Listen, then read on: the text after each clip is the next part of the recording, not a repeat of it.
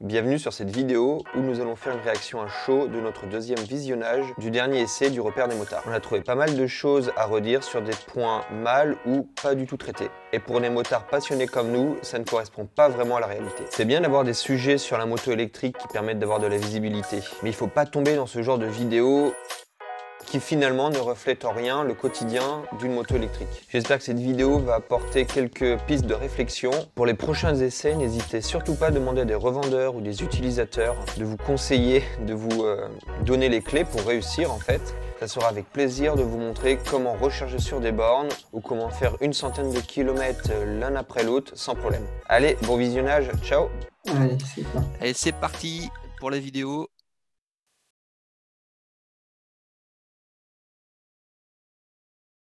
En plus, on est les premiers à l'essayer en France. Et on est les premiers à essayer donc l'Energica, moto italienne, produite à Modène comme les Ferrari. Alors là, il y a déjà un petit souci aussi au niveau de la formulation. Et d'ailleurs, c'était repris dans les commentaires. Ce qu'ils disent, c'est qu'ils sont les premiers à essayer la Energica.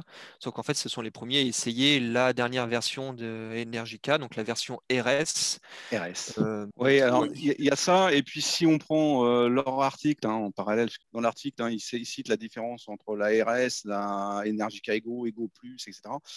Et en fait, la Ego RS, ça n'existe pas. C'est forcément une Ego Plus. C'est-à-dire que dans la gamme, il y a la 13 kW qui a été la première Ego. Et ensuite, elle a évolué en Ego Plus avec la version 21 kW de batterie. Et aujourd'hui, ils ont retravaillé leur transmission et c'est cette nouvelle transmission qui est appelée RS. Voilà. C'est du détail, mais c'est l'évolution de la gamme d'Energica au travers de ces 4 dernières années. Et le problème avec les motos électriques, c'est que la répartition du poids laisse pas beaucoup de marge aux ingénieurs. Je suis pas d'accord avec lui quand il dit que les ingénieurs n'ont pas le choix sur une électrique. La batterie, c'est un gros monobloc. Voilà, on ne peut pas déplacer le poids comme sur une thermique où on va jouer sur la boîte de vitesse, la position des cylindres, etc. C'est pas vrai. Sur une électrique aussi, tu peux jouer complètement sur les masses et les positions. Et on le voit très bien, effectivement, notamment avec si on compare la SRF et l'Energica, Zero a beaucoup mieux intégré effectivement son moteur puisqu'il est au milieu du centre du bras oscillant et il est finalement beaucoup plus bas. Si on met les deux motos côte à côte, il est beaucoup plus bas le moteur de la Zero que celui de l'Energica. L'autre facteur sur lequel on peut jouer, c'est qu'une batterie, c'est pas qu'un gros monobloc rectangulaire, mais en fait, c'est un encerblage de piles qui ressemble à peu près à ça dans la batterie. Donc, on n'est pas obligé de lui donner cette forme rectangulaire monobloc. On pourrait très bien imaginer une batterie en forme de V qui se loge plus bas dans la moto et qui soit un peu plus large sur les côtés. Aujourd'hui, l'Energica, tu peux le faire en long, tu peux le faire en vertical. L'Energica comme la Zero, elles sont super fines comme machine. Moi, c'est le truc qui m'a le plus surpris quand je suis passé. Alors, moi, je suis passé d'un FJR, donc c'est une grosse routière qui fait plus de 80 cm de large, son bloc moteur, à une Energica ou à une SRF. La SRF, elle fait même pas 60 cm de large. C'est un vélo pour moi. Donc, s'ils avaient élargi leur batterie, s'ils veulent élargir leur batterie pour descendre le centre de gravité, c'est tout à fait possible à puissance égale. Mais bon, quand je vois les carénages de l'Energica qui sont quand même facilement 10 cm de plus en largeur et finalement derrière lesquels il n'y a rien, il n'y a rien à l'intérieur, c'est très très creux, l'habillage de l'Energica, je me dis qu'ils auraient pu gagner. Ça ne me semble pas totalement impossible, quoi. Oui, en tout cas, de toute façon, il y a quand même une marge de manœuvre sur la construction d'une moto électrique, la façon de la penser. Il suffit aussi de regarder un petit peu, même sur les forums, quand des gars s'amusent à bricoler des motos, même sur des prototypes ou des choses même sur la Livewire, on voit c'est quand même différent. Sur la Livewire, c'est complètement différent. Ils ont mis le moteur visiblement en longitudinal et sous la batterie. Oui. Là où, par exemple, chez Zero, le chargeur se trouve sous la moto, quoi. Et sur les SRF et SRS, c'est le contrôleur qui est sous la moto. Voilà, c'est le contrôleur qui est dessous. Finalement, pour l'Energica, il est sous le réservoir au-dessus de la batterie. Et le chargeur est sous la selle dans la boucle arrière. J'ai pas vérifié, mais je pense qu'ils ont réutilisé exactement le même câble que la Ego 13 kW. en fait, ils étaient peut-être aussi un peu coincés à vouloir réutiliser le même cadre. Ils n'avaient pas vraiment d'autre solution pour la batterie que de la laisser en hauteur. Ah, ils ont peut-être gagné en capacité, en poids, mais toujours ce problème quand tu construis en masse et compagnie, refaire un cadre, ça coûte très cher. Donc, ils sont restés sur l'ancien cadre et ça aurait peut-être été pas plus mal. De toute façon, avec l'évolution, ça aurait même été logique de changer aussi de cadre, en fait. Après, voilà, ça c'est des logiques industrielles. C'est-à-dire que, à ma connaissance, Energica pour l'instant n'a qu'un seul cadre, un seul bras oscillant, voilà, pour l'ensemble de ses motos. Lancer une production différente, c'est effectivement un coût largement supérieur. Et aujourd'hui, la moto souffre déjà d'un coût prohibitif. Donc je comprends qu'ils n'aient pas refait toute la conception de la partie cycle, surtout que c'est quelque part, comme il le dit d'ailleurs après dans le reportage, c'est une très bonne partie cycle. Moi, je trouve la partie cycle Energica bien meilleure que celle de la Zero. Mais, et il en parle à un moment de Sport GT, elle aurait peut-être été effectivement plus pertinente en tant que Sport GT avec une position de Sport GT qu'à vouloir à tout prix en faire une sportive. C'est le cheval de bataille d'Energica. Ils se sont inscrits en compétition. C'est là aussi, c'est le repère des motards, juge, et puis ça on le voit bien, ils jugent avant tout quand même cette Energica, donc une ego, une sportive, quoi. Et c'est vrai que c'est ce qui est beaucoup mis en avant sur cette vidéo, et c'est aussi le thème de la vidéo. Alors c'est peut-être pas mis assez en avant sur le titre de la moto, de la vidéo, mais voilà, ils essayent une moto électrique au quotidien, mais là on est dans une sportive, et c'est peut-être pas le modèle de prédilection chez Energica pour rouler tous les jours au quotidien avec. De toute façon, même rouler avec une sportive, il y en a peu qui le font. Ceux qui le font, c'est par passion et parce qu'ils aiment vraiment ça, mais évidemment que rouler avec une sportive tous les jours au quotidien, en thermique aussi, il y a beaucoup d'inconvénients. On est vraiment sur une machine très, comment dire, très spécialisée en fait. C'est difficile de lui en demander dès que tu sors un petit peu de son domaine. Enfin, je pense que ça aurait été peut-être plus intelligent d'essayer le Roadster en version quotidienne et pourquoi pas cet Ego en faire une vidéo sur circuit en fait, parce que c'est une sportive quoi. Là, C'est exactement ce qu'il aurait dû faire. Hein. Ouais, parce que là, on C'est parle exactement ce d'électrique. qu'il aurait dû faire. L'électrique, la moto électrique au quotidien, c'est comme une certaine façon d'appréhender le truc. Et en plus de ça, il prend un modèle sportif. Je veux dire, Les motards au quotidien, ils prennent les roadsters et les trails, hein, en fait. ouais, ils prennent les Et similaires. ça râle qu'il n'y ait pas de trail qui protège mieux, qu'il n'y ait pas de routière. Après, à sa décharge, hein, je sais pourquoi il a essayé cette moto-là. C'est qu'elle vient d'arriver chez les concessionnaires et que c'est celle-là qu'ils ont en démo. Oui, Donc, voilà, il a certainement, comme il vient de la compétition, il a certainement voulu se faire plaisir en essayant effectivement une moto qui lui rappelle ce qu'il avait en compétition. Maintenant, effectivement, cet essai-là aurait eu plus de sens d'aller essayer l'Aego sur circuit et d'emprunter, parce que le même concessionnaire a une SS9 actuellement en démo, et emprunter la SS9 pour faire effectivement un reportage sur le quotidien. Oui, ça aurait plus de sens. Et en fait, c'est toujours le problème sur Internet et des vidéos, c'est que finalement, les gens, quand tu regardes une vidéo, tu condenses énormément l'info et finalement, ce qui va ressortir de cette vidéo, c'est la moto électrique au quotidien, c'est vraiment la galère. Alors qu'au final, on parle d'une moto sportive qui est utilisée au quotidien. Donc voilà. Redresser, donc quand on évite, évidemment, il y a ce phénomène où on penche et puis on la ramène. Là, il faut vraiment céder de ses bras, quoi. Parce que là, il y a un effort et la moto, elle va avoir plutôt. Alors là, je vais une petite pause. Là, effectivement, quand il fait ce type de commentaire où il faut relever la moto avec ses bras et ses fermes, etc., c'est clairement le cas, je pense, sur la sportive, sur l'Ego. Moi qui roule au quotidien avec une street, hein, avec une Rebelle, je n'ai pas du tout ce problème-là. Le guidon large fait que j'ai aucun problème à en relever la moto. Moi, je suis comme lui, j'ai tendance à piloter avec les jambes, hein, plus qu'avec le guidon. J'ai absolument aucun problème à relever la moto, même si effectivement, c'est vrai que voilà, faut l'emmener parce qu'elle fait son poids. Ouais. Pareil avec mon trail 0, je charge toujours, donc la machine chargée, elle commence à taper 260 kg facile. J'y vais au contre-braquage et puis basta en fait. Moi, j'ai mis 6 heures pour la charger de 17% à 100%. Mais tu parlais tout à l'heure des charges rapides et c'est la seule moto électrique au monde à avoir ce type de charge rapide.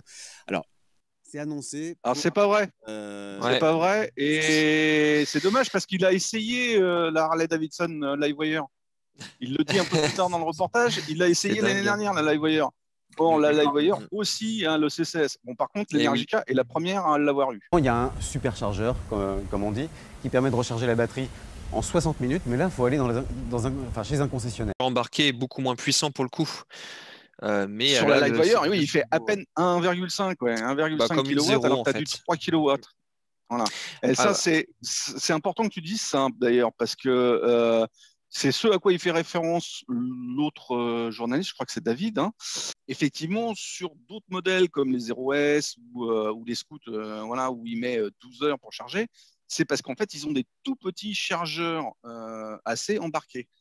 Alors que, effectivement, l'Energica a quand même un chargeur de 3 kW. Alors, c'est pas énorme, mais ça suffit effectivement pour recharger la batterie en une minute. Il oublie qu'il y a différents types de recharge.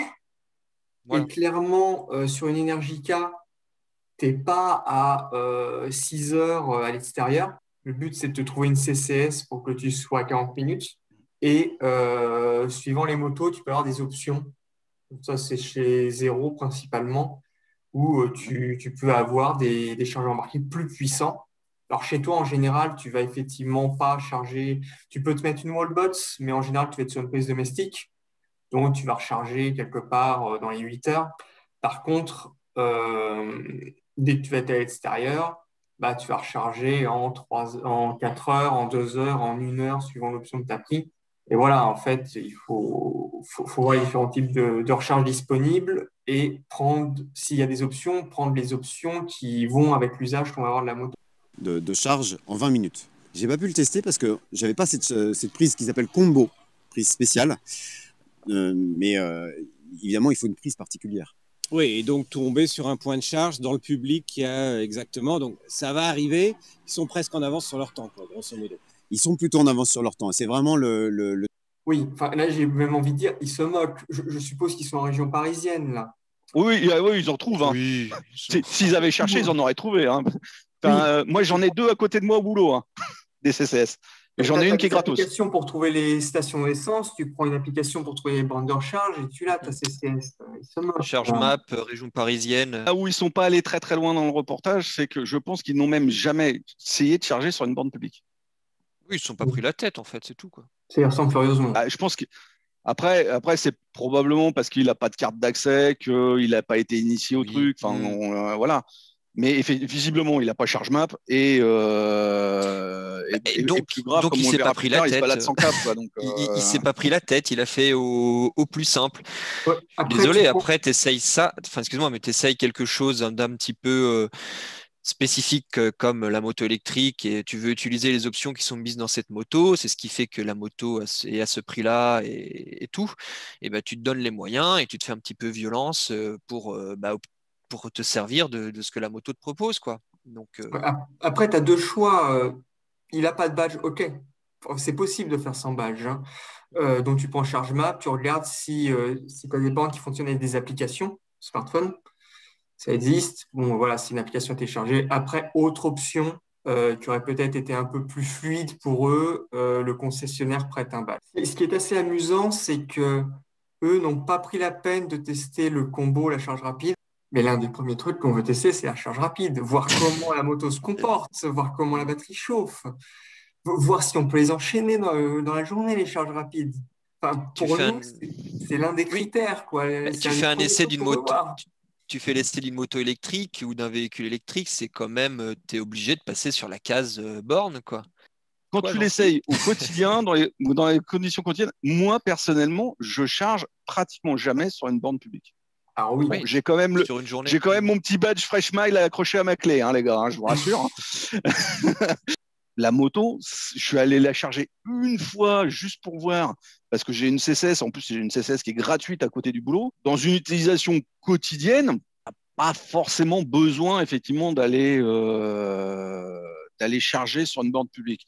Par contre, quand on me dit je suis allé tester la moto en Allemagne pour tester sa vitesse de pointe, et qu'on est allé en Allemagne sans visiblement utiliser ni une borne CCS, ni visiblement une borne publique, je me dis que si la moto y est allée, c'est sur une remorque derrière la voiture. Hein. Si elle y est allée, oui. Si elle y est allée. Dommage. Le niveau d'anti-patinage. Alors, il n'y a pas d'anti-wheeling, mais la moto ne peut pas lever. Elle est trop lourde.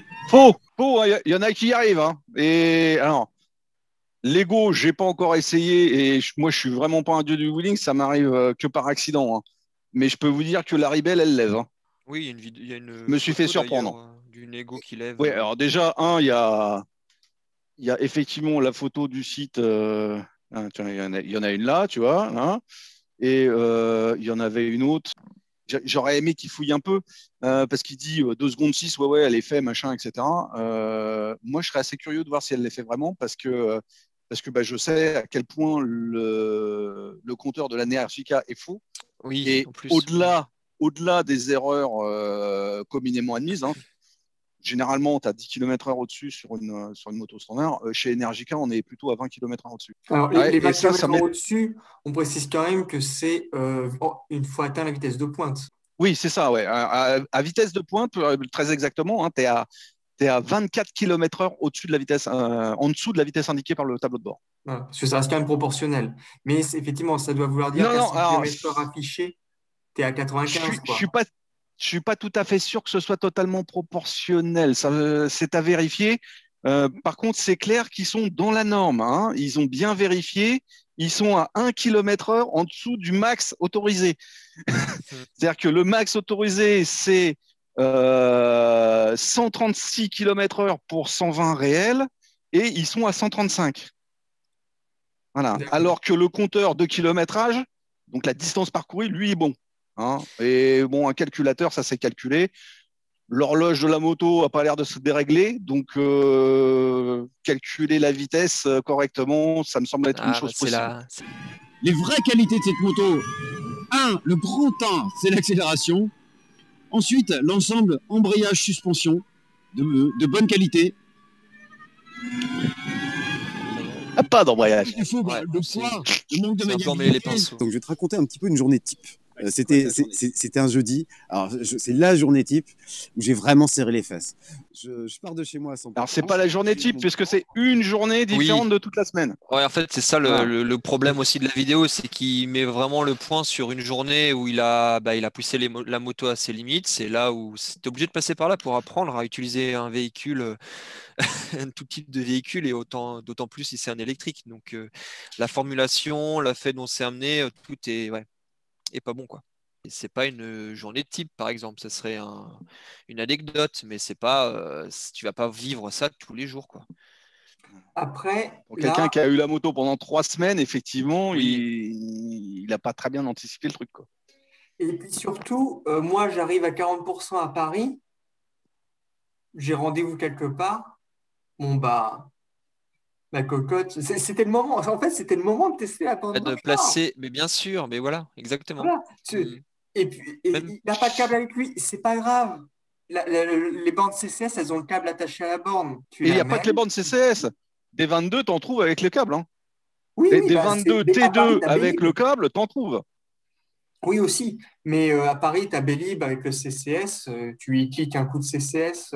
C'est du CCS 22 kW, le Bélib à Paris. Donc, en plus, c'est bon pour cette moto-là. Voilà, tu lui cliques une recharge. Tu n'as même pas besoin d'attendre quoi que ce soit. Elle est à 40%. Tu la laisses monter à 60 ou 80% suivant tes besoins, et puis basta. Il faut commencer par se renseigner sur la charge publique, en fait. Faut pas se retrouver devant le fait accompli en se disant j'ai pas le bon câble, j'ai pas le bon match. Ben, Faut d'abord se c'est comme une renseigner. thermique. Tu te barres pas sans ta carte bleue et Non, mais oui, voilà, tu prévois le truc. Mais personne fait 100 km par jour. Donc malgré tout, 1200 cycles, ça laisse quand même beaucoup, beaucoup de temps. Bon, ce qu'on ne sait pas, c'est évidemment, une fois qu'elle a atteint ses 120 000 km, qu'est-ce qu'on fait de tout ça? C'est un autre problème. Donc voilà. Bon. là, je ne peux que m'insurger parce qu'aujourd'hui, on n'a plus le droit de continuer à dire qu'on ne sait pas recycler les batteries. Parce que c'est ce qu'il est en train de dire. Oui, et puis c'est Et là, l'idée reçue. Là, je suis désolé. En idée reçue, on ne devrait plus avoir cette idée complètement faussée, quoi. Enfin, oui, entièrement d'accord. même si Energica communique peut-être pas, et même si en général tous les constructeurs communiquent peut-être pas clairement dessus, il faut aller chercher l'info. Là, Zero a fait un partenariat il y a peu là où il communique vraiment dessus sur le recyclage des batteries, mais c'est une aberration, oui, de dire ce qu'il a dit, quoi. Surtout qu'en plus, c'est une obligation réglementaire. Il n'y a pas le choix. Je vais réagir aussi sur le nombre de cycles. 1200 cycles à 80%, c'est quand on fait du 0,80%. La probabilité que la personne utilise sa machine en finissant tous les jours à 0%, en montant tous les jours à 80%, mais en fait, la batterie, elle va travailler sur une plage beaucoup plus limitée. Même si tu la montes à 100%, elle va être rechargée à 20, 30, 40%. Mais la durée de vie au global sera plus longue comment dire, que les 120 000 km. Et puis, la batterie, elle n'est pas morte une fois qu'elle a fait tous ses cycles. Oui, Certes, elle perd paf, en d'un coup. capacité, mais elle tourne encore. C'est comme zéro. Zéro, c'est donné pour 400 000 km et tu perds 20%. C'est ça, Guillaume? La théorie. Mais je veux 400 000 dire, ou 500 000, je finis par me 400... Ouais, ah bon, bah, 400 000 400, 500 000. Et tu perds quoi? Tu perds 20%. Oui. Même si Energica, on n'a pas déjà sur les zéros, on n'a pas ce retour parce que c'est trop jeune. Mais je veux dire, même la technologie Energica n'est pas aussi mauvaise que la technologie zéro. Enfin, tu vois, si zéro Ah. annonce 400, 500, pour une perte de 20%, je ne pense pas que Energica avec ses cycles annoncé là va cramer la batterie. On a quand même quelques retours chez Zéro de machines qui ont passé les 100 000, ou même les Oui. 150 000. Perte de batterie, oui, un petit peu, mais pas grand-chose en fait. La machine à 100 000, 150 000, il n'y a pas de souci. Te laisse largement de quoi venir, au moins pour les 3-4 ans à venir. Et dans 3-4 ans, de toute façon, la technologie de ta batterie sera tellement déplacée que très certainement, tu changeras la batterie pour une batterie qui fera 2 à 3 fois la capacité de celle que tu as aujourd'hui et qui sera certainement en plus moins lourde et qui pourra se monter dans ta moto, quoi. C'est ce que fait actuellement. Alors en moto, c'est pas parce que le marché est trop restreint pour l'instant, mais c'est ce qui se passe avec la Zoé. Avec la Zoé, aujourd'hui, tu peux coller la batterie de 40 kW dans une ancienne Zoé de 22 kW. Hein. Parce que la technologie fait que. Et Energica vient de le prouver. Hein. Ils ont réussi à mettre dans le même cadre une batterie de 22 kW là où ils en avaient une de 13 avant. Et on parle de moto, on parle de sportive, d'hypersport, on parle d'achat plaisir. Tu vas pas garder ta moto oui, 20 ans. Quoi. Il y a ça aussi, il y a cette donnée aussi, quoi. C'est ce que j'allais dire. Il y en a combien de super sportifs qui atteignent les 120 000 en fait, en vrai? Comportement vraiment différent. Et c'est ça qui est intéressant aussi et qui présage de ce que donnera l'électrique bientôt. Ah ouais, bienvenue dans le futur. Merci Zef. Merci à Zef quand même, parce que effectivement, c'est très intéressant d'avoir un pilote de sa qualité qui essaye la moto. J'aurais juste effectivement aimé que ça transparaisse un peu plus l'utilisation vraiment au quotidien, les spécificités vraiment de l'électrique, plutôt que de parler autant de la comparaison avec une thermique et de passer autant de temps. Alors effectivement, la moto est lourde, la moto est sportive, mais c'est une super sport, hein, voilà, effectivement. Et il aurait peut-être pu quand même insister, il l'a dit plus ou moins, mais il y a un truc clair, c'est que c'est la seule. Voilà. C'est pas comme si on avait un choix en plus. C'est si on veut une super sport électrique aujourd'hui, il n'y a que l'Energica Ego, quoi. Il n'y en a pas deux. Il n'y en a pas deux. Il n'y a pas d'autres super sports électriques. C'est la première. En tout cas, c'est la première en grand public. Après, il y a quelques protos, machin, etc. Mais en grand public fabriqué de série, pour l'instant, c'est la seule. Alors là, je voudrais juste revenir 2 secondes sur l'article qui va avec, hein, parce qu'il y a l'article écrit qui va avec la vidéo, qui donne pas mal d'informations, qui est un bon article aussi, mais c'est pareil. Ça manque d'un peu de recherche et de fouillis. Et je crois que c'est au tout début. Voilà. Moi, il y a un truc qui m'a attiré, hein, ou encore la prochaine Lightning Strike. Et la Lightning Strike, on la verra, je pense, jamais. C'est visiblement une arnaque. Et ça fait 2 ans qu'on le sait maintenant. Ça fait 1 an qu'on est sûr, hein, pratiquement, que c'est une arnaque. Ça aurait été bien de fouiller un peu plus l'affaire, quoi. De focus aujourd'hui sur ce qui est actuellement. Ouais. Là, pour faire le bilan un peu de la vidéo, enfin moi de mon côté, je trouve que c'est ok, il a du passif, il s'y connaît en moto thermique, mais je trouve que la vidéo est mal abordée. Elle creuse pas assez le sujet de la moto vraiment électrique. Ça parle beaucoup de tout ce qui est partie cycle et compagnie, alors qu'on aurait voulu avoir plus sur la recharge, sur voilà, des journées type, qu'il nous montre vraiment aussi en image, qu'il l'a utilisé plusieurs semaines d'affilée. Et ce qu'il en découle, que quand tu commences une journée avec ta moto électrique et 2 semaines après, je pense que tu en ressors pas pareil. Tu as appris des choses, tu as appris à l'utiliser, tu as du contenu quand même à donner en fait. Et c'est ça que je retrouve pas dans son essai de moto quotidienne. Il n'y a pas l'aspect, c'est différent d'une thermique, mais voilà comment ça marche. C'est-à-dire qu'on n'a pas justement la gestion de la recharge rapide en CCS, comment il aurait pu s'en servir au quotidien, etc. Certes, c'est différent d'une thermique. C'est pas pour ça que c'est un problème si tu sais t'y prendre, en fait.